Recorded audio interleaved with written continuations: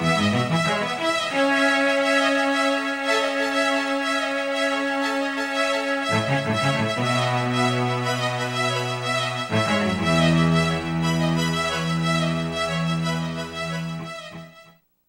evening. My name is Leroy Brown and welcome to the Community Resource Fair. We've had this taping before, but tonight we have some new people on that will talk to the Resource Fair and what it is all about. Before we get started, I'm going to ask each person to identify themselves and let us know exactly what their role is in this Community Resource Fair. And I'm going to start on my left, your right. I'm Alan Bank. I'm with Plainfield School District 202, and I am one of the co-chairs of the fair. Hi, I'm Mary Davis, and I'm with Valley View School District 365U, and I'm also one of the co-chairs of the Community Resource Fair. Hi, I'm Kristen Powell. I'm with Timberline Knolls, which is a residential treatment facility located in Lamont, and we have participated in the fair in the last 10 years. My name is Jerry Basel. I am the CEO and Director of Power Connection here in Bolingbrook. Hi, my name is Dr. Melissa Salinas, and I own AMS Wellness and Psychology Private Practice in Burr Ridge. Hi, I'm Michelle Batara. I'm the Executive Director of Crisis Line of Will and Grundy County, and we're a participant of the Community Fair. Okay, thank you for your introduction. Mary, we're going to have you start off and let us know exactly what is the Community Resource Fair. You've been here before, so you know. Yeah. All right. The Community Resource Fair is an amazing opportunity for people to go and get resources to enhance their lives. It could be mental health, it could be health and wellness, it could be recreation, it could be libraries and museums and that type of activity. So the fair has something for everybody, and it's just a variety of providers who are there to let people know what's in the community. Okay. Alan, who actually should attend a fair like that? It seems like you have a lot going, a number of vendors that's going to be there. But actually, who should attend? Really, anybody should attend. Anybody that's looking to better themselves. It could be mentally, it could be physically. As Mary just said, we do have a number of different providers that are there, including some physical therapists. We have doctors there that could check your eyes if something is going on with them. Once again, we have the mental health clinic. So it doesn't matter if you're looking for something for your children or looking maybe something for elderly parents, for yourself. Really, anybody is able to find something that they could want at the fair. Okay, and I'm going to start. Michelle, I'm going to ask you this question. You probably would know it. Person would say, my children are grown. Is there anything at the fair for me?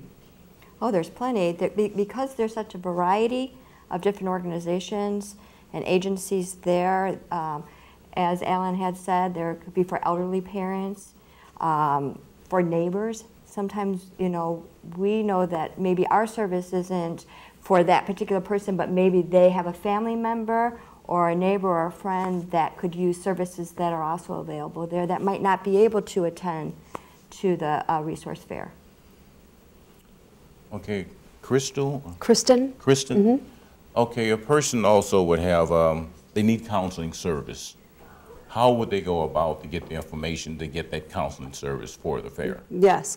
So, for instance, Timberline Knolls has been participating in the last 10 years. So when we are at the fair, we're there with all of our information. I'm there. Probably some of my colleagues are also there who are therapists. And we're able to answer any questions that they might have regarding their loved ones or a neighbor, friend, whoever's in need of some help. And sometimes it's just starting that conversation. Sometimes it's easier for people to access care when they can say, hey, I was at that fair today and this is the information that I picked up at the various tables that were there, as well as the individuals with the information that they have. Okay, Jerry, with your knowledge, what kind of providers would be at the fair? Sure, you've been there before, right? Yes. Okay. Providers would be anybody that has any kind of services that are for people. Mm-hmm. If you have any kind of a need, there will be a vendor there that can meet that need. So it could be, like we said, physical, mental, spiritual, financial, emotional. All those areas can be covered because of the vendors that will be at the fair. Okay. Doctor, who should visit? Who should actually visit the fair? Honestly, anyone and everyone. It gives us an opportunity to see our community face to face. I think that's one of the wonderful things here, is that a lot of parents, neighbors, friends, they don't know what's in the community. They want resources, but they don't know what resources are available within the community, and this is a really wonderful opportunity to bridge that gap and build a community of resources and to know more about those resources. Now, a person coming to the fair, you have over 100, I guess, providers that are at that fair. Absolutely. Should a person visit every one of those providers to actually get what they need? How should that work? I think they should look on the flyer to better understand who's there and who they can go visit, who they can seek. And it gives a wonderful opportunity to, for instance, if a parent came seeking psychological services, there are a number of mental health providers there that they can meet one-on-one individually for a couple of moments to really learn who fills that need for their child. And I know, Mary, this should be an individual question, but how much time should a person spend at a provider? Well, the fair starts at 8:30 and it goes until noon. And I feel that people can just spend as much time as they need at provider to provider. I know that I had even some colleagues who had gone to the fair in the past and spent so much time like at a physical therapy booth and, you know, was there like 30, 35 minutes. You know, I wouldn't have thought that anyone would spend that much time, but once they got to talking and going over things. So I feel that it's just up to the discretion of each person that comes to the fair. They could spend anywhere from 10 minutes if they're running over there and then running off to work to the entire time. Ellen, last year you had a parent seminar. Are you going to have the same thing this year, and who would that be? We are going to have parent seminars again. They will be a little bit different, except for one of them.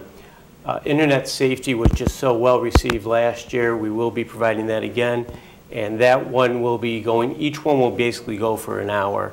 The two of them will. So we have that one. We also have mindfulness for parents. Mindfulness is I don't want to say up and coming, but it's a reasonably new technique that's being used or being more publicized now, which is very helpful for different students and people that are suffering from anxiety. And it's just really a new way to look at things to really help enhance their coping skills.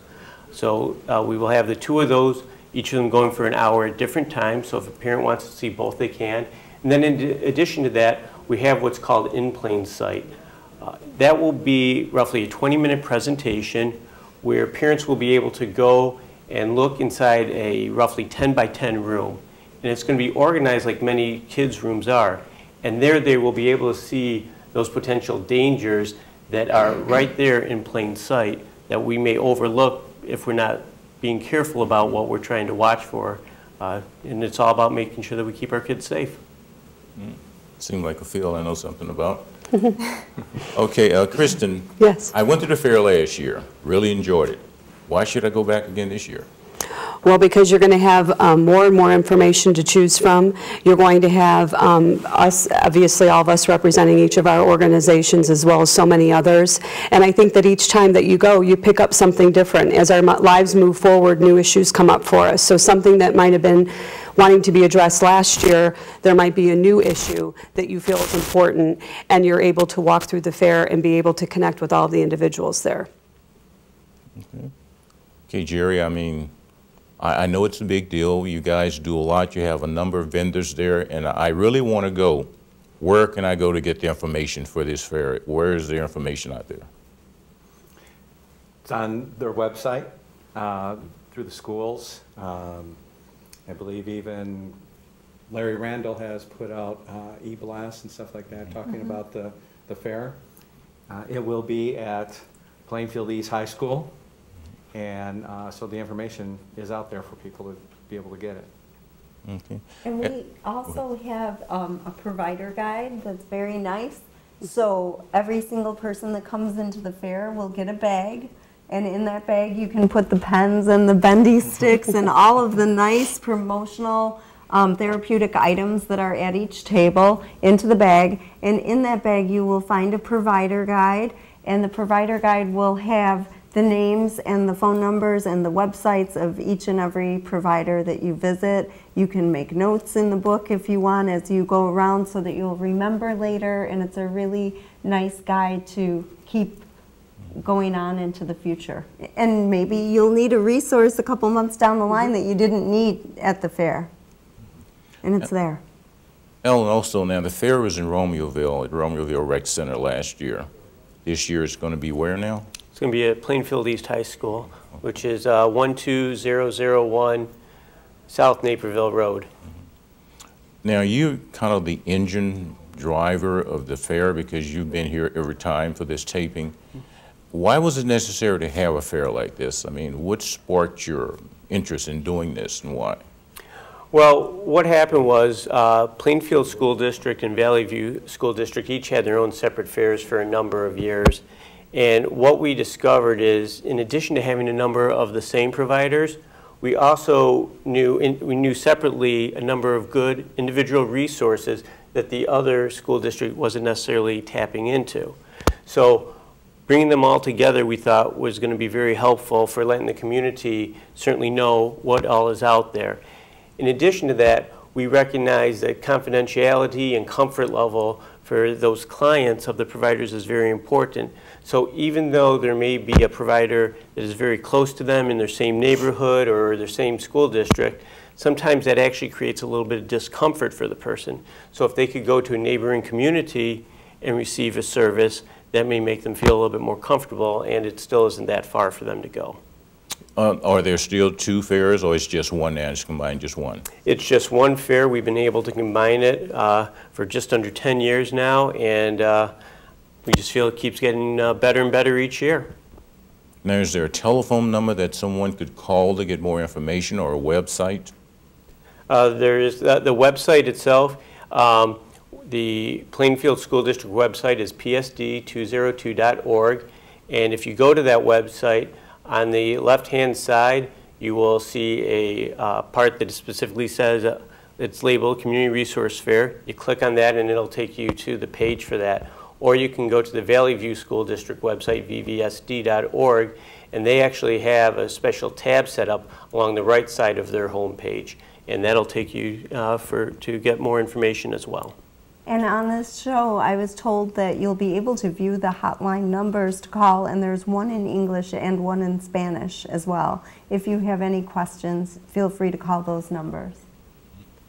Now, Michelle, there are people that really want to go to the fair, but they got young children, and they kind of feel reluctant to go because maybe trying to deal with their children and get the information they need from different vendors. What kind of opportunity would it be for those people to actually, are there babysitters there? Is something they can do? Yeah, there are babysitters there, and I know the last several years that I've been to the fair, moms, dads, they bring their kids. The kids really seem to enjoy it because they're able to get the little items, the promotional things that are given away, and the kids really get into it. I know in the past there's been popcorn there that entertain. There's things that can entertain small children, so it's definitely children friendly, family friendly. So I would not. No parent should be discouraged in bringing their children, and I'm assuming that Child care for the fair this year is going to be handled by the Plainfield East High School National Honor Society kids. And so what will happen is they will have a number of games and activities for the kids to do, as well as they are in the process of setting up a movie for them to watch as well. So they will be well entertained, and they will be able to, the parents or whomever, aunts that may be at the fair, should feel very secure and safe in taking whatever time they need to go around the fair and get the information that they need. Well, Ellen kind of corrected that it's not babysitting, it's child care. Because it's not always babies, it's going to be that's child care, you know. Okay, Doctor, this question is for you. Yes. Now, there are elderly people that would like to attend this fair. What is in place for them? What kind of resources are for them provided on what they need? There are many resources. I know I can speak to the mental health resources. Part of what happens is we grow in age and we develop, and we need to come to a place where we accept where we are. you know, whatever is going on in our life, and mental health resources is part of that. Medical care is there. So there are multiple different realms of resources that are available from babies. I specialize in 0 to 5, so I can say from babies all the way up to our elderly population. Mm-hmm. Now, there are people that may be physically challenged that would want to come to the fair. Are there anything that's provided for them? Will there be transportation if someone wanted to come and they don't have transportation? Is there anything like that set up? We don't have transportation set up per se, but we do have everything that we have at the fair is handicap accessible, so that people can, if they have a wheelchair or a walker, they can maneuver themselves around, you know, each of the tables and everything. So it's very spacious, very spread out. So we would encourage anyone to come out, and we will also have volunteers working. So if they need any additional assistance, we could put a volunteer with them to guide them around the fair. Okay. Kristen, just going to be for you. Okay. I mean, I've got a good job, I got a nice home, everything's going great for me. I mean, I don't have any wants or needs. Why should I attend this fair? Again, I think, you know, looking back over the years that I have attended and working at the treatment center that I do, we can all, at times our lives are going very well, but sometimes there might be something that's bothering you. There might be a mental health issue, an addiction issue, eating disorders. Those are all of the diagnoses that we treat at Timberline Knolls. So although it might look on the surface that things are going well, I think the fair is an opportunity for you to come and be able, again, to kind of walk through the tables, to have a conversation with people, and as Alan said about having it moved to a different location, sometimes that's a little easier for people where it's not right in their backyard and they're able to confidently and confidentially be able to have those conversations. Now, is there an area for people that may have confidential information, something that's personal for them, and they don't want to talk to you in an open forum? How would you deal with people That's like right. that? Yes, and that happens quite often in the line of work that I do. So sometimes it means me excusing myself from the table and being able to have a conversation with them privately during the fair. Sometimes it means me giving them my contact information where they can call me after the fair. Sometimes it means that I'm giving them the phone number to Timberline Knolls so that they can have that conversation confidentially.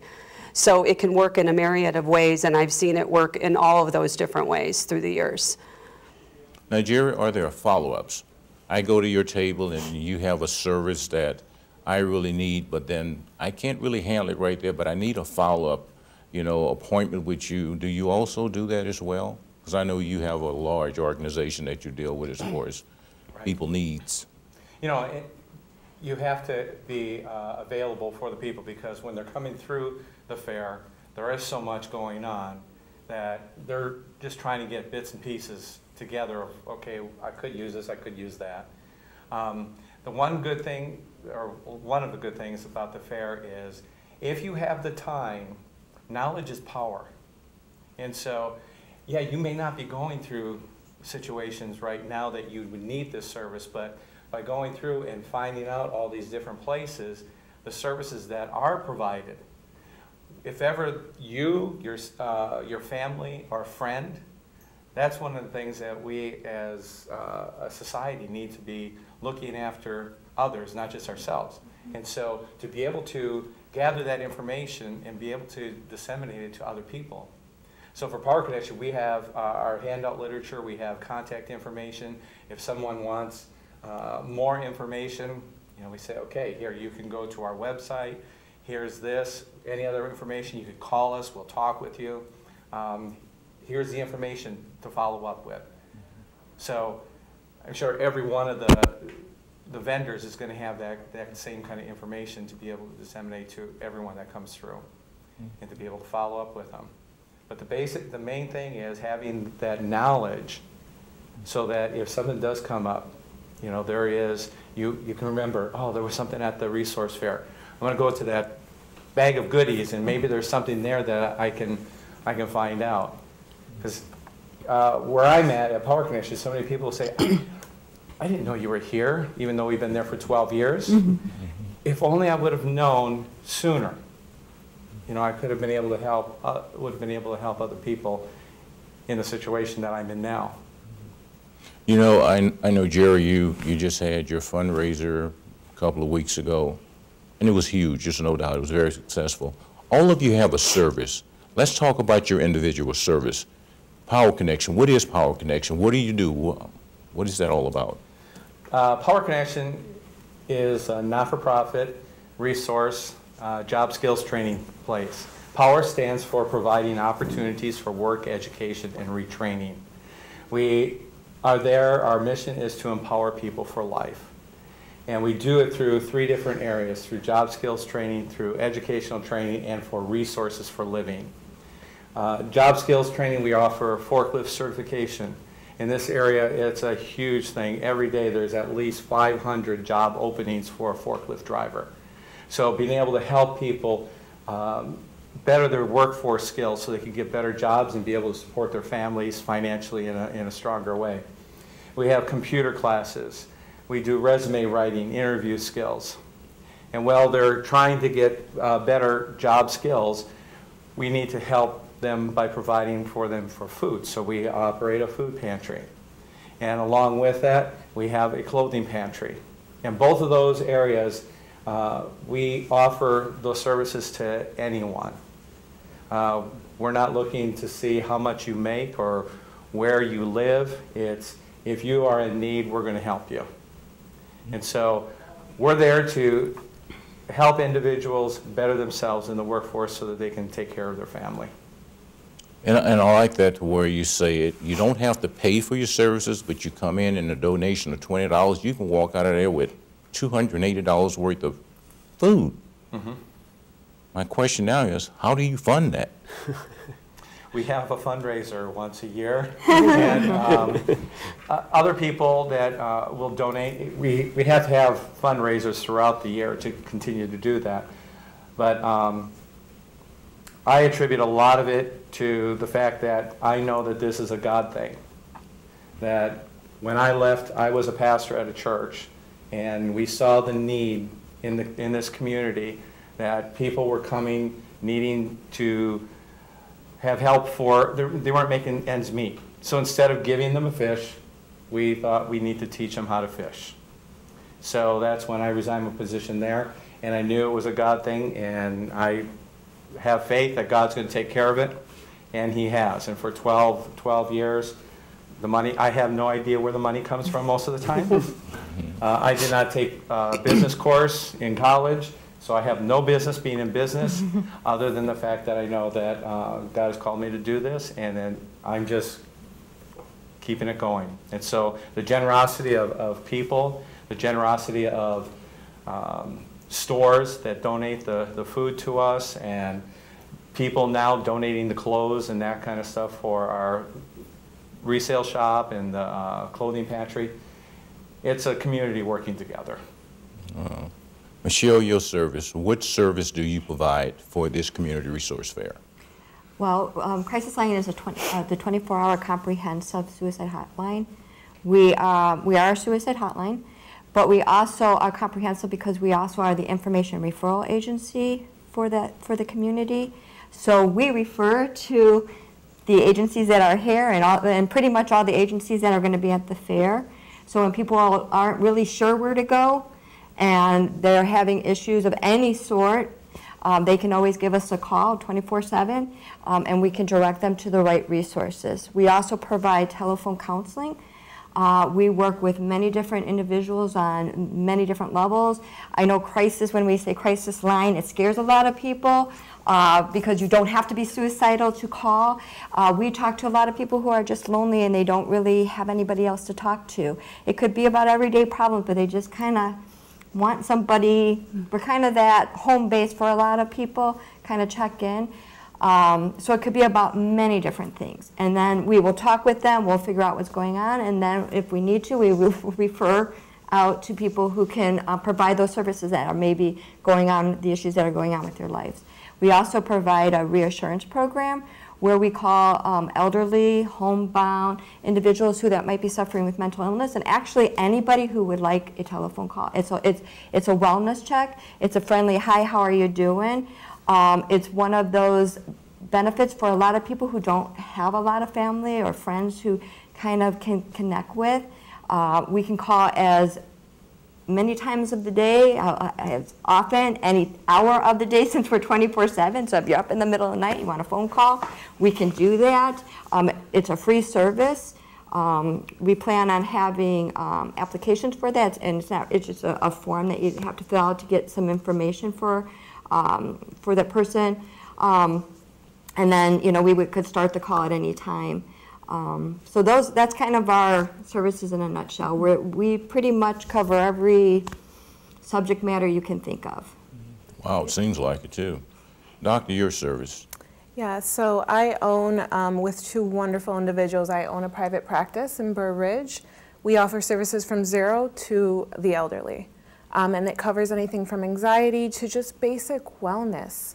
The reason why we named it AMS Wellness was because we didn't want to make it scary. In society, unfortunately, we still hold this thought of psychology being scary or taboo.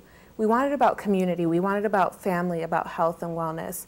And so we really wanted a place where families can come and reconnect, or individuals can come and grow and fulfill the goals that they have. So right now, one of my private practice partners specializes in sports psychology. A lot of times our students are so overwhelmed with academic demands, sports demands, that they no longer can go and perform the way they can. And one of my private practice partners really focuses in on helping those children kind of re-perform in the thing that they love and reconnect them to being children. So we do a host of things, from psychological testing to psychoeducational testing, which a lot of times cannot be found or is very expensive, or can only be found in the city. And so we really offer a location that is like a home location, somewhere where families can come and feel at home and talk to a therapist. Okay. Kristen, your service. Yes, yes. So Timberline Knolls is a residential treatment facility, and we're located in Lamont. Two unique things that stand out for us is that we treat females only. Nothing against the male population. We do have male therapists on staff with us, but our medical director and CEO, Dr. Kim Dennis, specializes in working with women. These women and young girls, because we treat ages 12 on up. So these girls and women suffer from substance abuse, eating disorders, mental health disorders, depression and anxiety. So I feel very blessed and honored to be doing the work that I get to do for them in terms of doing the outreach work. So my job is to go out and talk about Timberline Knolls. And I also get to see the young women on campus and seeing their journey through treatment and then through recovery. So we sit on 43 acres, which we're very blessed to be able to do that in Lamont.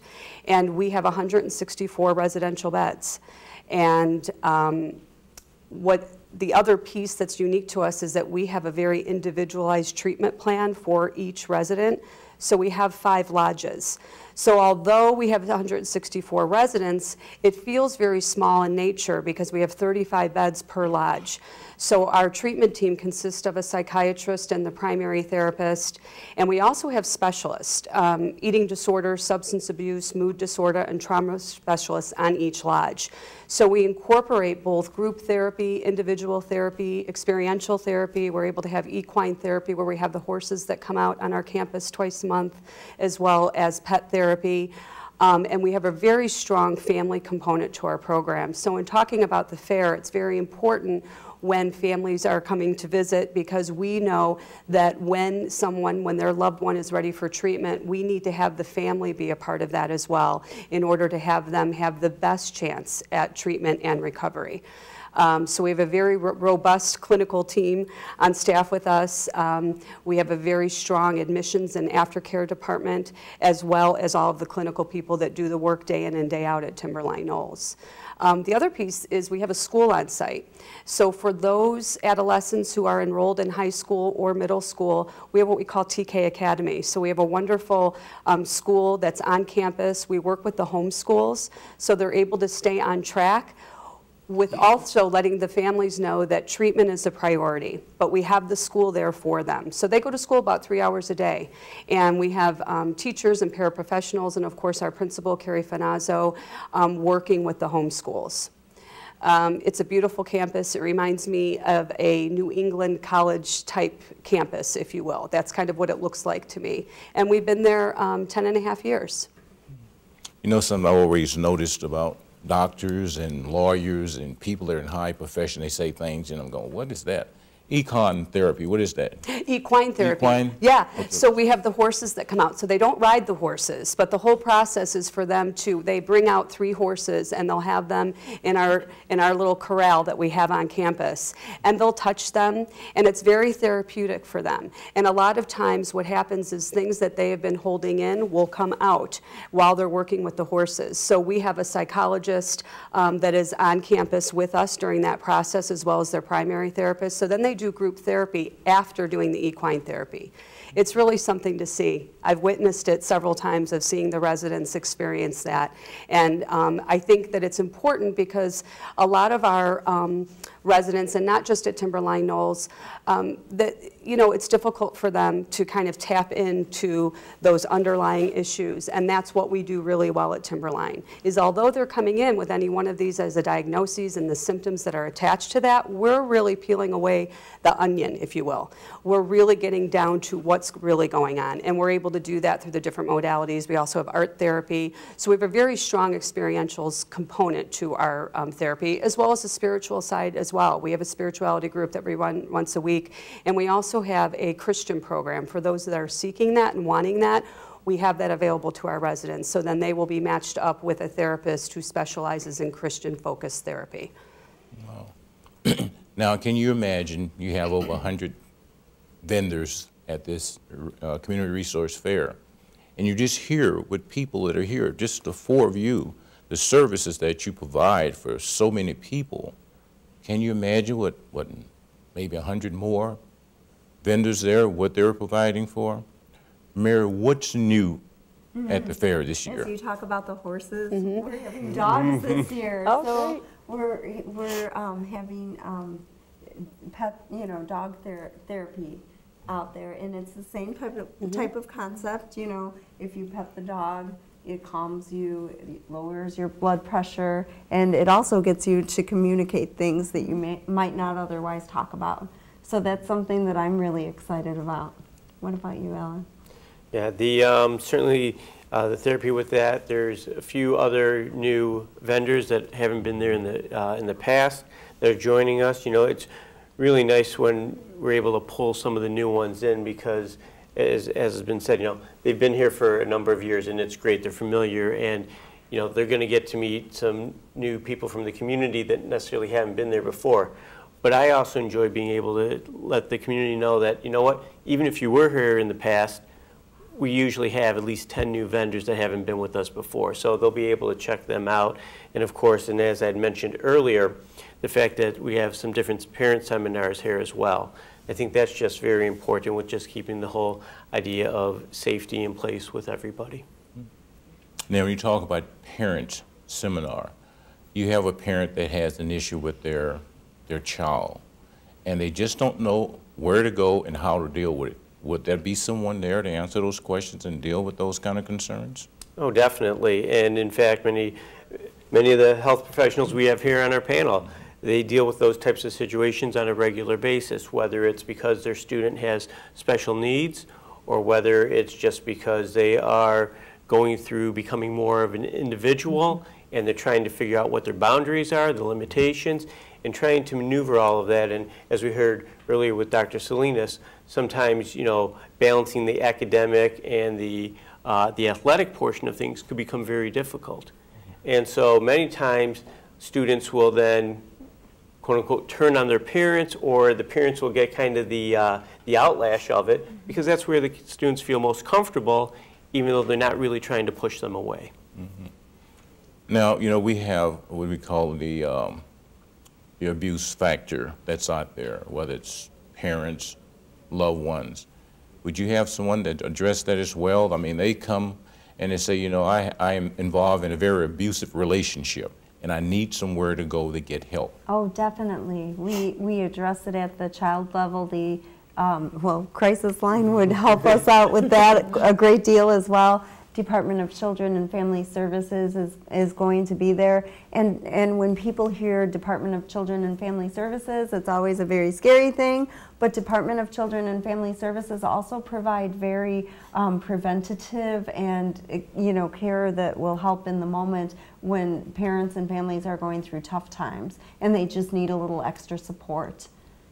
So we'll definitely have those avenues that people can explore at the fair. Now this would be kind of a big one for our security guy over here, Mike. You know, he's there all day and he's hungry. Is there food there for the people to eat, or there something that they can? Well, we do have free popcorn, so that will tide hopefully all of the community members over. And the fair, is not that long in time. We picked the day of this fair. It's a non-student attendance day for Plainfield and for Valley View, so that's another really good thing, because some of the resources include, like the Will County Health Department has a multitude of different divisions of it, from STD, AIDS, to pregnancy prevention, to tobacco prevention and drugs. So there's a whole multitude of things for teenagers and young adults to go through. There's also colleges there. So, young adults that are thinking about where they're going to go to school or what kind of career. Jerry, you could, I'm sure, help them also if they want to go into, forklifting and just all of those different venues really promote well-being. Now for the community fair itself, I know Jerry and some have held fundraisers. How do you fund this? I mean, you got to pay some type of fee for it. Yes, well, you'll see when you get your community resource guide, when you come out to the fair and get your bag with the guide in it, you will see our wonderful sponsors who have sponsored us year after year after year, and you will also see a whole bunch of new places who have sponsored us. So we do get funding through donations, and through those donations, to show our appreciation, we have a bigger table for them, and it's an individual table just for them, and it's going to have a special color tablecloth on it this year. And in addition to that as well, the school also helps. Each of the school districts also help fund this community resource fair. But as Mary was emphasizing, we need the support of the sponsors as well, and so we've been very fortunate this year to have that. Now you got someone that's watching the tape and they go, boy, this seems like a nice organization to be involved in. How do I get involved? Mm-hmm.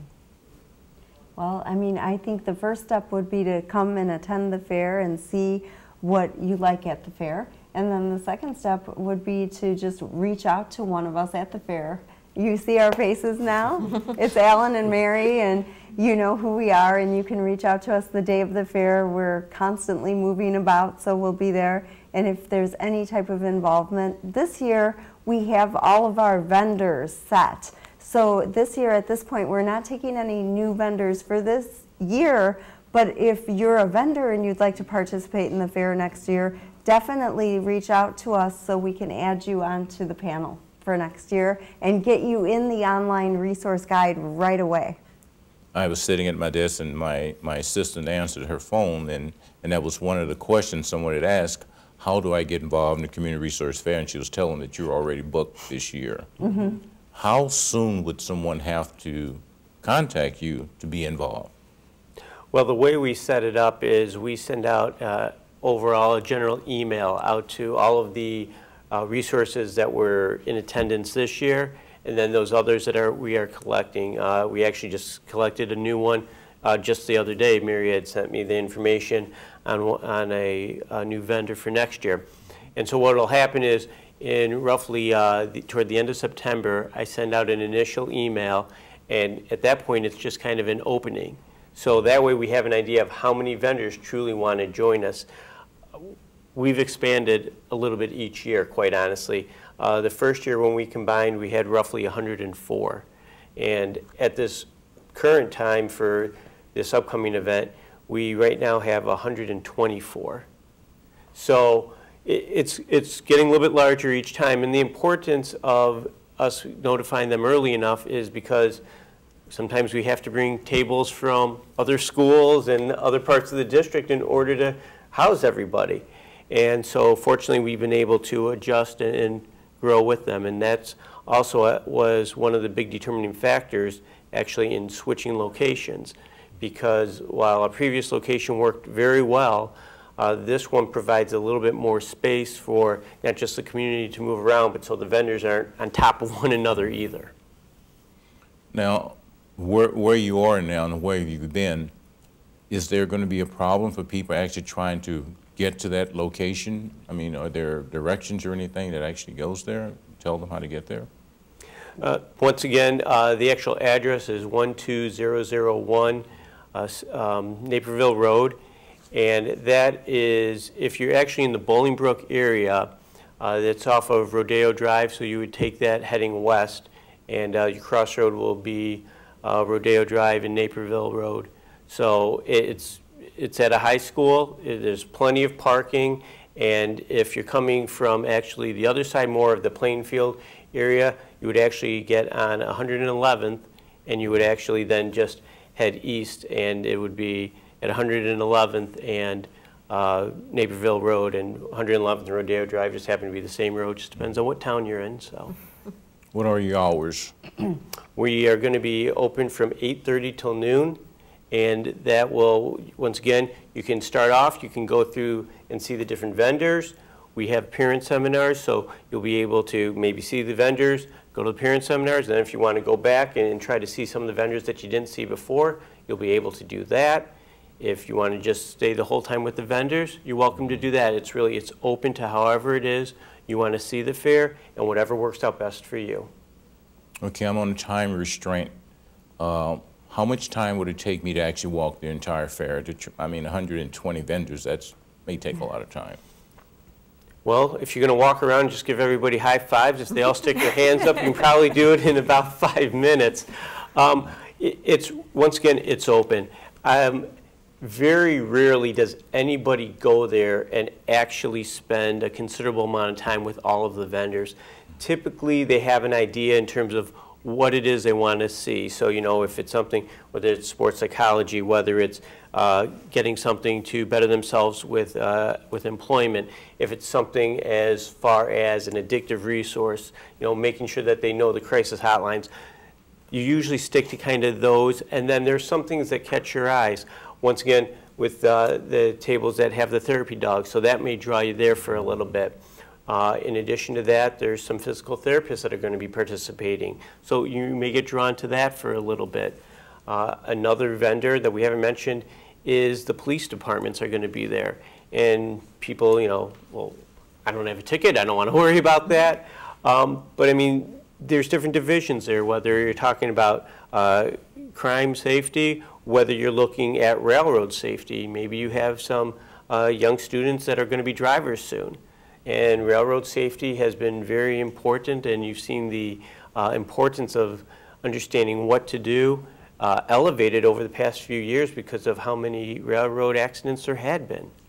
So once again, something like that may catch your eye, so that may pull you from what you initially planned to do. Mm-hmm.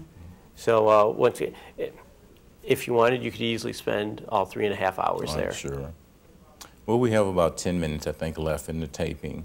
I'm going to ask each person to kind of give me about 35, 40 seconds. What would you leave the viewing audience with? What message would you like to leave the audience with? I'm going to start with you, Michelle. To come to the Community Resource Fair because there's something for everybody, and it's such a valuable resource. It's wonderful that they do this every year because people really sometimes just don't know where to go, and it's hard to reach out for help. It really is, and this gives an opportunity for people to go and to kind of go at their leisure, you know, see things as they want. There's no pressure. You can talk to somebody if you want. You don't have to. You can just grab the information and move on along. But it really, and it puts a face to some of the agencies as well, and it makes it a little bit easier to maybe reach out later on to that agency because you kind of already made a point of contact. Okay, Doctor? I would say come to the Community Resource Fair because it's an opportunity to go back and build your community. You know, whether it be learning the resources for your parents, for your children, for friends, for families, for neighbors. It's a really good opportunity to rebuild a community and build the resources and learn what's available to you and to others. Jerry? It's a non-threatening place to be. You don't have to, you know, if you wanted to get some information about any one of these, to go to their office would be very difficult, and sometimes I'm not going to do that. But at the resource fair, you can just be going around, you know you need help at one of them, but you're going to go to other places to get the information, so nobody knows that you really need help at that one.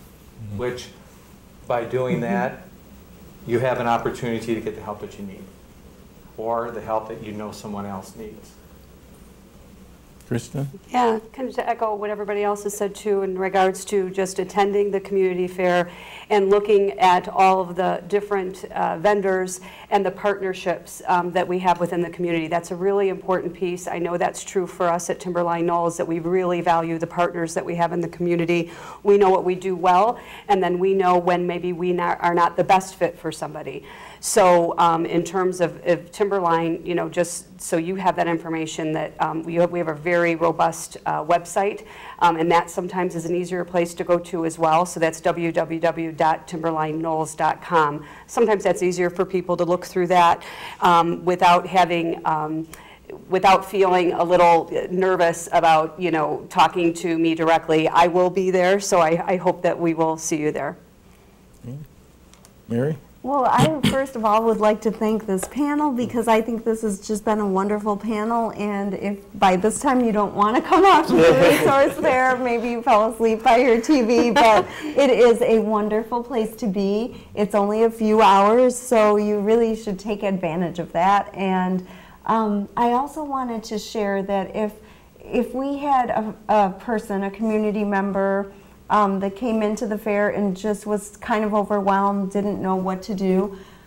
A lot of the people who will be at the registration table are generally social workers, psychologists, counselors, so they would be more than willing to step aside with the individual to go to whatever, you know, booth the person is looking for that has a need that might be a little more reserved or shy or just, you know, a little resistant to receiving help or finding out. And for Spanish-speaking families, we will also have a variety of interpreters available to take the families to the various locations. See, that was going to be my next question. You know, you're going to have a large population of non-English speaking, you know, people that want to visit the fair. Will they be interpreters? You just answered that. So, Alan, the engine. The engine. All right, we'll see how far we can drive here. Without being too redundant, we've heard a lot about the tremendous mental health facilities that are there. We've heard a little bit about therapy dogs. We've heard a little bit about the equine therapy and sports medicine therapy. There's going to be a number of park districts there as well. A question that Leroy had asked earlier was basically, my family's in a good spot. I don't feel I'm going to need really to visit any of these places because things are going very well. Certainly you want to continue that. Even when things are going well, many times we have kids that are involved in sports or even adults, you know, that want to be involved via the Romeoville Recreation Center or maybe some of the Y programs. Those places are going to be there as well. So regardless of whether or not you're feeling healthy or you're feeling super healthy, we will have stuff for you to do there. There'll be things that you will have an opportunity to possibly participate in and or just see really what the whole community has to offer. So it's a great opportunity.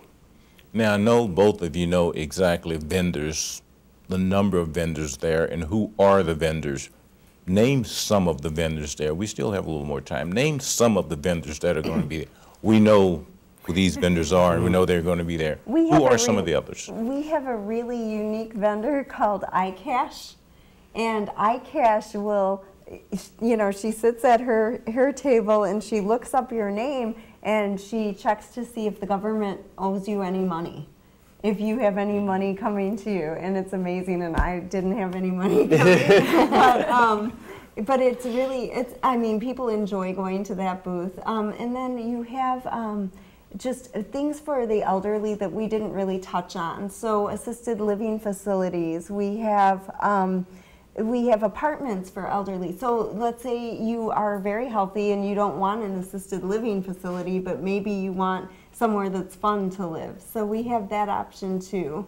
And then if you need food, clothing, we have Girl Scouts, we have gay, lesbian support groups that will be there. So there is literally something for everybody. You know, the mental health piece has been missing, I think, in this country when it comes to teenagers and people that are either that have those concerns.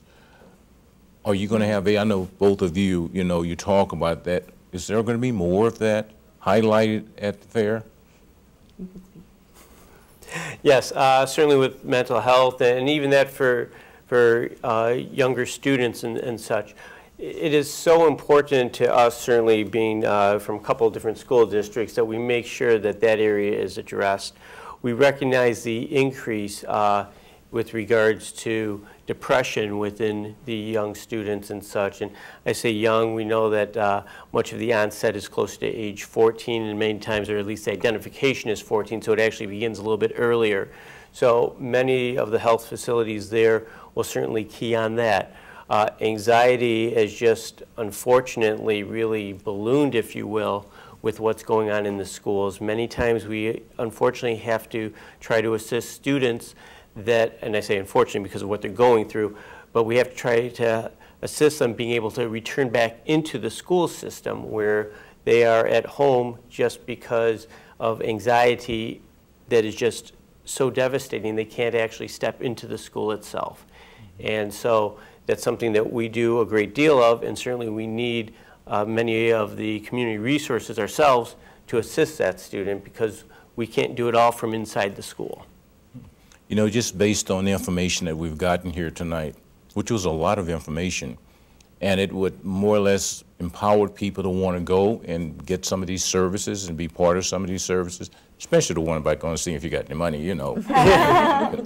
But, you know, it's really good to have that because I think every year we talk about this. I learn every year from this, you know, the different services that are out there. And then going to Jerry's fundraiser, I learned a lot about what he does and how he empowers people, like you said, rather than give them a fish, give them a pole and teach them how to fish.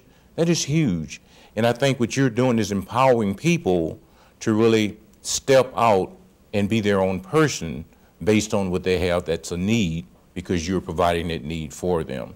So I want to thank all of you for being here tonight, and I'm sure the people that watch this show has got a lot of information from it. And just based on what you're saying, you may have a larger crowd this year you've had. I'm sure that would work for you. So, but I want to thank you for being here. It's really good to know that we got people like you that are here to help people that have needs that will help them be better at what they are and who they are. My name is Leroy Brown, and this is Bridging the Gap. Thank you. First, I don't want to go. I want to thank the camera people. All the camera people out here, they don't get paid for this. Wow. This is all volunteer time. They leave their families and come here to give us, you know, so we can get this information out to them. So I want to thank all the camera people and the people that are behind the scene. Thank you for being here. Yes, this is thank great. you. Thank you. Thank you.